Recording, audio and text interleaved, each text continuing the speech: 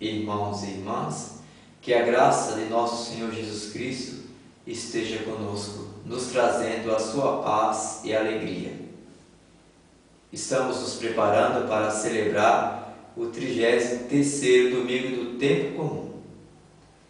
E as leituras desse 33º domingo do tempo comum vai nos levar à reflexão de tópicos em que nos fala dos finais dos tempos. A primeira leitura é da profecia de Malaquias, capítulo 3, versículo do 19 ao 20.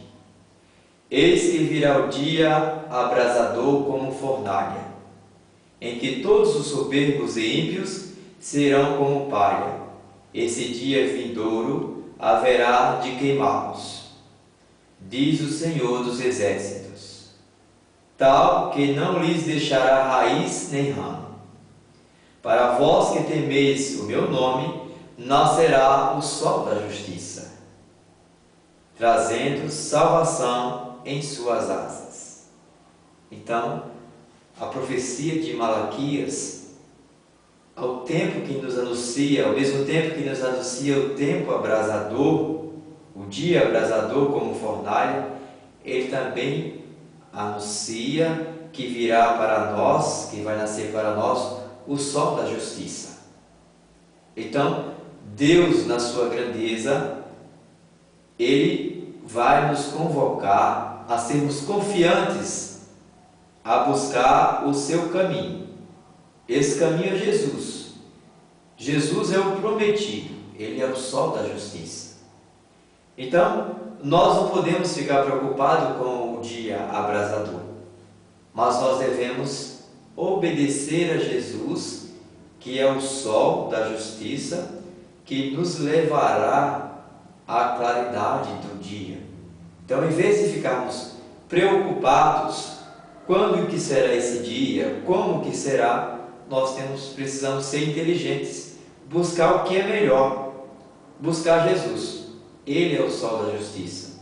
É Ele que vem nos protegendo sobre as suas asas. Então nós temos que, ao invés de nos preocupar, com o que fazer, ao invés de nos preocupar quando que será esse dia, nós devemos nos aproximar de Deus, obedecer os seus mandamentos, e se a Ele formos obedientes, nós não temos o que temer. Em vez de ficarmos nos preocupando com o final dos tempos, nós precisamos ser confiantes. Sempre que se anuncia o final dos tempos ou algum dos seus sinais, nunca se deixa da palavra final ser aquela que nos conforta, de esperança. Se nós formos obedientes ao Senhor, Ele nos livrará do mal e das ruínas. Sejamos, pois, confiantes e sinceros com Deus, porque o nosso final, com certeza, será muito feliz. A segunda leitura é da carta de São Paulo, da segunda carta de São Paulo aos Tessalonicenses, capítulo 3, versículo do 7 ao 12. Irmãos, bem sabeis como deveis seguir o nosso exemplo, pois não temos vivido entre vós na ociosidade. De ninguém recebemos de graça o pão que comemos. Pelo contrário, trabalhamos com esforço e cansaço, de dia e de noite, para não sermos pesados a ninguém. Não que não tivéssemos o direito de o fazê-lo, mas queríamos apresentar-nos como exemplo a ser imitado. Com efeito, quando estávamos entre vós, demos esta regra: quem não quer trabalhar, também não deve comer. Ora, ouvimos dizer que entre vós há alguns que vivem à toa, muito ocupados em não fazer nada. Em nome de Jesus Cristo, ordenamos e exortamos a essas pessoas que, trabalhando, comam com tranquilidade o seu próprio pão. Essa carta em que São Paulo dirige aos Tessalonicenses, também a nós, ele vai nos ensinar que nós devemos viver do nosso trabalho, sobreviver do nosso trabalho. Não devemos viver na ociosidade, esperando as coisas caírem do céu. E ele vai nos mostrar que, como missionário, ele tem o direito de receber o salário por isso. Mas ele prefere, além do trabalho missionário, de evangelização, trabalhar para o seu próprio sustento, dando-nos assim um exemplo muito grande. Nós devemos viver do nosso trabalho, do trabalho da nossa dignidade para nos sustentar, além de trabalharmos para o reino de Deus, que também é um trabalho grande, que nos santifica, que nos dignifica. Nós também devemos trabalhar no nosso dia a dia, porque sempre vai ter alguém ocioso sem nada a fazer e reclamar de tudo. Mas São Paulo nos dá um bom conselho, que quem não trabalha não deve comer. Não é justo vivermos dependendo dos outros, mas devemos sermos trabalhadores, trabalhando no reino de Deus. Todas as profissões em que nós vamos buscar ali na dignidade, do nosso trabalho, é abençoada por Deus. Então nós não devemos viver ocioso. Quantos trabalhos podem melhorar dentro da nossa igreja, dentro da nossa comunidade, se cada um de nós nos colocarmos a serviço, não ficarmos esperando uns pelos outros, mas nos colocando a serviço para que a igreja de Cristo cresça. Se nós formos vermos, todos os discípulos, os profetas, todo o povo de Deus trabalharam muito para que o reino de Deus chegasse até nós. Por isso que nós não devemos nos cansar em trabalhar para que o reino de Deus cresça. Sejamos então trabalhadores da vinha do Senhor, para que possamos ganhar cada vez mais operários e assim o reino de Deus possa crescer. O evangelho desse domingo é do evangelista Lucas, capítulo 21, versículo do 5 ao 19. Naquele tempo, algumas pessoas comentavam a respeito do templo, que era enfeitado com belas pedras e com ofertas votivas. Jesus disse: Vós admirai essas coisas? Dias virão em que não ficará pedra sobre pedra, tudo será destruído. Mas eles perguntaram: Mestre, quando acontecerá isso? E qual vai ser o sinal? De que estas coisas estão para acontecer? Jesus respondeu: Cuidado, para não serdes enganados, porque muitos virão em meu nome dizendo: Sou eu, e ainda, o tempo está próximo. Não sigais essa gente.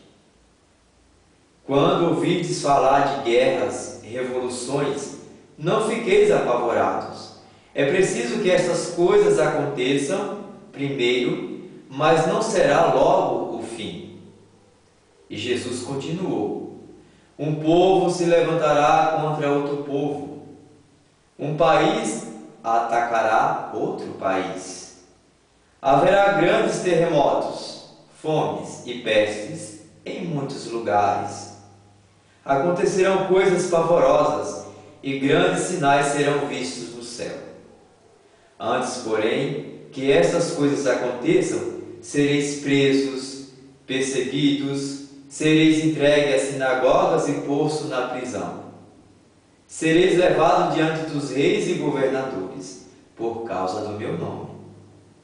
Esta será a ocasião em que testemunhareis a vossa fé.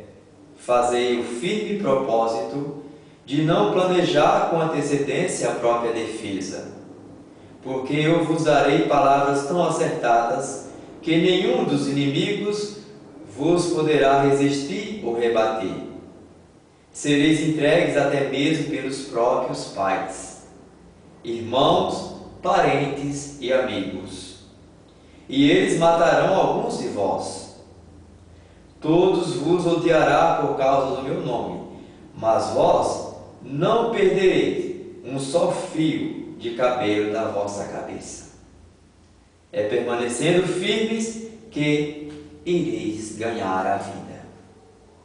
Então, aqui, já próximo, aí do novo tempo que a igreja iniciará logo mais, que há poucas semanas, nós vamos ver aí esse evangelho de São Lucas, que vai nos colocar assim uma forma escatológica, algo a respeito do final dos tempos, do templo de Jerusalém. Os discípulos ficaram muito admirados, as pessoas, com a beleza do templo, as pedras votivas, preciosas, mas Jesus deixou um recado. Tudo isso é muito bonito. O templo é maravilhoso, porque louva a Deus. E como é bonito mesmo que o templo seja assim. Só que existe uma diferença. O templo de pedra e o templo vivo. O templo de pedra abriga aqueles que são criados por Deus. E ao mesmo tempo, há ali um encontro da criatura com o seu Criador. Portanto, uma casa santa e bonita. Só que mais importante do que isso, é aqueles que habitam o templo, que frequentam o templo, porque são templos do Espírito Santo. São imagem e semelhança de Deus. Então, os judeus tinham muito disso, de valorizar muito o templo e esquecerem do ser, do humano, do homem e da mulher.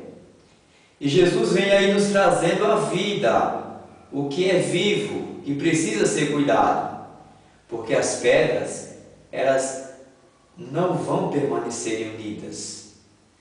O prédio pode desabar, mas o templo em que habita o Espírito Santo, esse deve ser cada vez mais construído e reconstruído. Então nós não podemos ficar preocupados e apegados ao templo de pedra, mas ao templo vivo que abriga o Espírito Santo. E aí, essa destruição realmente do templo aconteceu. Ela aconteceu no ano 70 depois de Cristo. O templo, de fato, a profecia de Jesus se cumpriu. O templo foi destruído. Mas com a destruição do templo, não foi destruído a fé. Os cristãos cresceram e se expandiram pelo mundo, divulgando a boa nova do Evangelho. Por isso, a preocupação de Jesus em cuidar do ser humano. A preocupação de Jesus de valorizar o homem e a mulher, os seus discípulos. Devemos ter em mente sempre essa preocupação. Ao nos aproximar do templo, devemos lembrar do templo vivo das pessoas. E não devemos ficar com medo do final dos tempos, que fica bem próximo dessa destruição. Nós devemos ter coragem. Jesus vai dizer, olha, vocês serão perseguidos, vocês vão ser presos, torturados, caluniados, difamados, mas não tenham medo. Nem um só fio de cabelo de sua cabeça será tirado. Se vocês permanecerem firmes, vocês ganharão a vida. Portanto, não devemos usar essa palavra para fazer medo às pessoas, para deixar as pessoas na desconfiança da existência de Deus, mas nós devemos pregar a palavra de Deus como Jesus é o Senhor de todos os tempos. Não devemos temer o afastamento da família, dos irmãos, dos pais, mas nós teremos sempre Jesus conosco. Que o Senhor nos abençoe e nos guarde, agora e todo sempre. Amém.